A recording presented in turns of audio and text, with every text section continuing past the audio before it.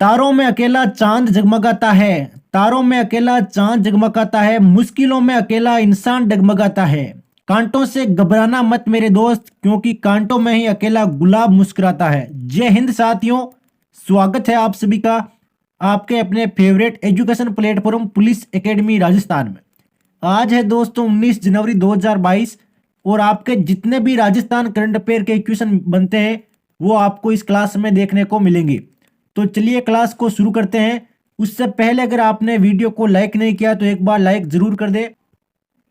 पहला क्वेश्चन आ गया है दोस्तों आपकी स्क्रीन पर कि नागौर के जिला कलेक्टर जिले राष्ट्रीय स्वास्थ्य मिशन का निदेशक बनाया गया है। तो ध्यान में रखिए इस नाम को, राष्ट्रीय स्वास्थ्य मिशन। अपने माइंड में, दिल में, दिमाग में जहां कहीं हो सके वहां बैठा लीजिए। राष्ट्रीय स्वास्थ्य मिशन का निदेशक किसे बनाया गया है? तो यह है आपके डॉक्टर जितेंद्र सिंह सोनी, जिनको आप सभी भाई जानते होंगे। डॉक्टर जितेंद्र सिंह सोनी को आपके राष्ट्रीय स्वास्थ्य मिशन का निदेशक बनाया गया है। वेरी वेरी इंपॉर्टेंट क्वेश्चन, रट लो अभी के भी, ताकि बाद में पढ़ने की आपको जरूरत ही ना पड़े। अब ये जितेंद्र कुमार सोनी है, इनका हम पूरा बायोडाटा देखते हैं, क्योंकि अक्सर जो आपके आंसर होता है, कोई भी खिलाड़ी होता है उससे रिलेटेड क्वेश्चन आता है। सीधा क्वेश्चन आपके एग्जाम में कभी नहीं आता। जिस प्रकार वीडियो में आया था, किसी खिलाड़ी को आपके संबंध पूछा था किस खेल से या किस जिले से संबंधित है, उसी तरीके से हम सारे क्वेश्चन को कवर करेंगे डिटेल से। तो जो आपके नागौर के जिला कलेक्टर डॉक्टर जितेंद्र कुमार सोनी, इनको आपके स्वास्थ्य मिशन का निदेशक बनाया गया है। अब ये आपके टी रविकांत दिख रहे हैं, ये कौन है? तो ये आपके राज्य उद्योग विभाग का सचिव टी रविकांत है, आपके राज्य उद्योग विभाग के सचिव। अब प्रकाश राजपुरोहित कौन है? तो प्रकाश राजपुरोहित है आपके जल जीवन मिशन के नए निदेशक। ध्यान में रखना, रट लो इन सबको। एक क्वेश्चन से आपके 4 क्वेश्चन कवर हो रहे हैं। अब आशुतोष एनटी पेडनेकर, ये कौन है आपके? तो ये आपके स्वास्थ्य विभाग सचिव, स्वास्थ्य विभाग में सचिव है आपके आशुतोष एनटी। अब आपके डॉक्टर जितेंद्र कुमार सोनी से जितनी भी जानकारी है सारी देख लेते हैं, महत्वपूर्ण। तो जितेंद्र सोनी है आपके नागौर के पूर्व जिला कलेक्टर। ध्यान में रखना सभी को, नागौर के पूर्व जिला कलेक्टर। ई गवर्नेंस के तहत संचालिका सिलिकोसिस केयर प्रोजेक्ट को राष्ट्रीय स्तर पर पुरस्कार प्रदान किया गया। 2019 में कलाम इनोवेशन इन गवर्नेंस अवार्ड दिया गया। नागौर में उजाला अभियान और रास्ता खोल अभियान चलाया जा रहा है। मतदाता दिवस पर भी इनको पुरस्कृत किया गया था और राजस्थान ऊर्जा संरक्षण का भी पुरस्कार इनको मिला था। तो कमेंट बॉक्स में बताइए दोस्तों, अभी हाल ही में नागौर के नए जिला कलेक्टर कौन बने हैं? और अगर किसी भाई को नहीं पता है तो बिल्कुल कमेंट बॉक्स में लिखे कि हमको नहीं पता, कल आराम से बताएंगे उसको डिटेल से। जो भी आपके नए जिला कलेक्टर बने हैं उनका सारा बायोडाटा, क्योंकि उनके बारे में भी एग्जाम में आपके क्वेश्चन आ सकता है। नेक्स्ट क्वेश्चन है दोस्तों कि राजस्थान के शास्त्रीय नृत्य कथक के प्रवर्तक जिनका हाल ही में निधन हो गया, तो उनका नाम बताना है। इसमें आपके 2-3 क्वेश्चन बनते हैं। पहला तो ये कि राजस्थान के शास्त्रीय नृत्य कथक के प्रवर्तक कौन है। दूसरा ये कि जो भी आपके प्रवर्तक है वो उनका संबंध किस नृत्य से है, ये भी आपको ध्यान में रखना है। तो इसका राइट आंसर हो जाएगा आपके बी, बिरजू महाराज। तो एग्जाम में ऐसे भी क्वेश्चन आ सकते हैं कि बिरजू महाराज का संबंध किससे है, तो यह है आपके नृत्य कथक से। किस नृत्य से? कथक से। तो अन्य जानकारी देखते हैं। प्रसिद्ध कथक नर्तक पंडित बिरजू महाराज का निधन हो गया। बिरजू महाराज को 1983 में पद्म विभूषण से सम्मानित किया गया था।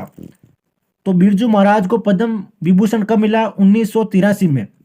और 2012 में विश्व रूपम फिल्म में नृत्य निर्देशन के लिए राष्ट्रीय फिल्म पुरस्कार से सम्मानित किया गया।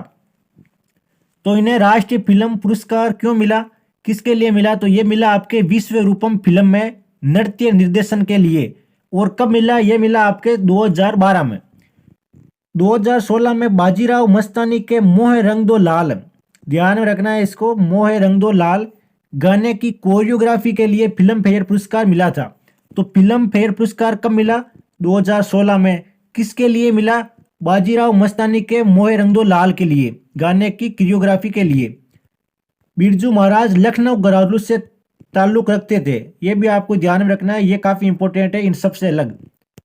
कि बिरजू महाराज किस घराने से ताल्लुक रखते थे, तो ये है आपके लखनऊ। बढ़ते हैं नेक्स्ट क्वेश्चन की ओर जल्दी से।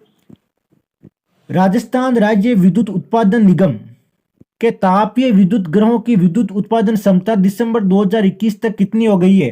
तो ये बढ़ी है या घटी है, ये अभी सारी डिटेल से देखेंगे हम। तो ये हो गई है आपके ए 7580 मेगावाट। तो चलिए देखते हैं डिटेल से। अक्टूबर 2021 में सूरतगढ़ सुपर क्रिटिकल तापीय विद्युत गृह की इकाई 8 से वाणिज्य उत्पादन प्रारंभ होने के पश्चात 6920 मेगावाट से बढ़कर 7580 मेगावाट थी। एग्जाम में ऐसे भी क्वेश्चन आ सकते हैं कि राजस्थान को जो राज्य विद्युत उत्पादन है उसकी इकाई अभी है 7580, तो पहले कितनी थी? तो ये थी आपके 6920। ध्यान में रखना है सभी को, 6920 थी पहले और अभी है 7580। नेक्स्ट क्वेश्चन पर जाने से पहले आपके जो राजस्थान राज्य विद्युत मंडल है उससे संबंधित जितने भी क्वेश्चन है अभी लेटेस्ट वो सारे देख लेते हैं। तो इसका गठन हुआ था आपके 1 जुलाई 1957 में इसकी स्थापना हुई थी। ध्यान में रखना, राजस्थान राज्य विद्युत मंडल की स्थापना कब हुई? 1 जुलाई 1957। 1 जून 2000 को राजस्थान विद्युत क्षेत्र सुधार अधिनियम 1999 लागू किया गया, जिसमें 5 राज्य में विद्युत कंपनियों का गठन किया गया है। कितने राज्यों में विद्युत कंपनियों का गठन किया गया? 5 में। कौन कौन से? जयपुर में, जिसका नाम था आपके राजस्थान राज्य विद्युत उत्पादन निगम लिमिटेड। दूसरा है आपके राजस्थान राज्य विद्युत प्रसारण निगम लिमिटेड। तीसरा है आपके अजमेर विद्युत वितरण निगम लिमिटेड, जिसमें 11 जिले शामिल है। और चौथा आपके विद्युत जोधपुर वितरण निगम लिमिटेड, जिसमें आपके 10 जिले सम्मिलित है। और पांचवा हो गया आपके जयपुर विद्युत वितरण निगम लिमिटेड, जिसमें आपके 12 जिले सम्मिलित। जो पहला है उसमें केवल जयपुर सम्मिलित है, यह भी आपको ध्यान में रखना है। अब बढ़ते हैं नेक्स्ट क्वेश्चन की ओर। परवन वृहद बहुउद्देशीय सिंचाई परियोजना के बारे में सत्य कथन बताइए। जितनी भी आपके परियोजनाएं हैं उनको सारी को आपको ध्यान में रखना है, रट लेना है। और उनके जो भी इंपॉर्टेंट तथ्य है वो आपको मैं डेली जो भी आपके परियोजना आती है वो मैं आपके सामने लेके आता हूं। तो इसमें तीनों के तीनों राइट है, ध्यान में रखना है। चलिए डिटेल से देखना है क्या है जानकारी सारी। यह परियोजना झालावाड़ के निकट परवन नदी पर निर्माणाधीन है। तो जो आपके परवन वृहद बहुउद्देशीय सिंचाई परियोजना है वो कौन सी नदी पर बनाई जा रही है? तो ये है आपके परवन शेम है, तो आसानी से याद रहेगा आपको। नेक्स्ट है आपके राज्य सरकार द्वारा स्वीकृत राशि कितनी है? तो ये है आपके 7355.23 करोड़। सबसे इंपॉर्टेंट सी है आपके, इसको तो आपको याद रखना ही रखना है। इससे कोटा 12 झालावाड़ जिला लाभान्वित होंगे। तो एग्जाम में आपके ऐसे भी क्वेश्चन आ सकता है कि परवन वृहद बहुउद्देशीय योजना से कौन से जिलों को लाभ होगा? तो लाभ होगा आपके कोटा को, 12 को और झालावाड़ को। इस परियोजना के तहत 1821 गांव में पेयजल उपलब्ध करवाने के साथ साथ झालावाड़, 12 व कोटा जिले के 637 गांव की 2,01,400 हेक्टेयर में सिंचाई उपलब्ध कराई जाएगी। ये सारी जो भी आपके परियोजना में इंपॉर्टेंट है वो सारी जानकारी आपके सामने है। इसमें कुल आपके 2970 मेगावाट विद्युत उत्पादन किया जाएगा। तो विद्युत उत्पादन कितना किया जाएगा? 2970। और 2023 तक इसको पूरा करने का टारगेट रखा गया है। तो गांव कितने हैं आपके? 1821। और कोटा जिले के गांव कितने हैं? 637। बढ़ते हैं नेक्स्ट क्वेश्चन की ओर। राष्ट्रीय कृषि विस्तार व तकनीकी मिशन योजना में केंद्र व राज्य सरकार का हिस्सा कितना है? इस टाइम का सेम टाइप का क्वेश्चन आपके वीडियो में आया था। अगर कोई भाई वीडियो का एग्जाम देके आया है तो उसको 100% पता होगा। तो ये आपके 60:40। 60 तो है आपके केंद्र का, 40 है आपके राज्य का। तो कौन सी योजना है? राष्ट्रीय कृषि विस्तार तकनीकी योजना।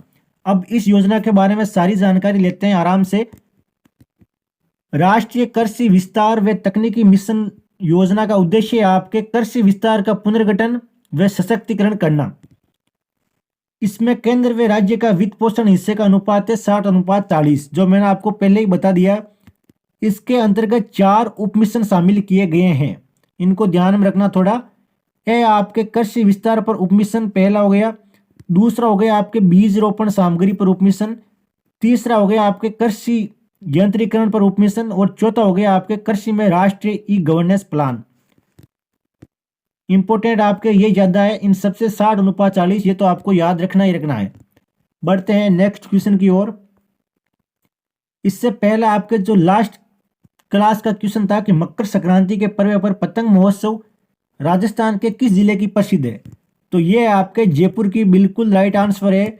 लगभग 40 स्टूडेंट का आंसर करेक्ट आया था, जो एक बढ़िया शानदार बात है। अब है नेक्स्ट क्वेश्चन आपके, जो आपको बताना है राजस्थान का पहला मूक बधिर कॉलेज किस जिले में खोला गया है। लास्ट क्लास का क्वेश्चन है। मेरे सभी भाइयों से निवेदन है कि इसका कमेंट बॉक्स में कमेंट जरूर करें, और अगर नहीं आता है तो पहले के कमेंट देकर उसका आंसर जरूर देकर, काफ़ी इंपॉर्टेंट है।